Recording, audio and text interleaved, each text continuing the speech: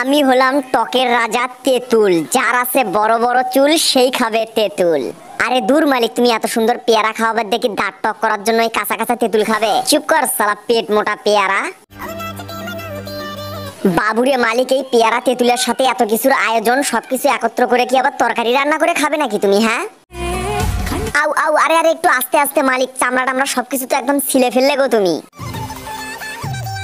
আরে কি মালিক, ওই পেয়ারা তেঁতুলকে সাইডে রেখে তুমি কি এখন শাক ভর্তা করার জন্য আমাকে নিয়ে আসলে? হ্যাঁ, ও বাবা গো, গেল গো, কোমরটা পুরো ভেঙেই ফেললো আমার। একদম ঠিক হয়েছে মালিক, আরো জোরে জোরে বাড়ি দাও, শালাকে পুরো একদম ভর্তা করে ফেলি। মামা মামা মালিক, আমাকে তুমি এখানে এসে বসালে আমার তো এখন ভয় লাগতেছে গো, আমাকেও কি তেঁতুলের মতো ভর্তা করে ফেলবে নাকি? হ্যাঁ,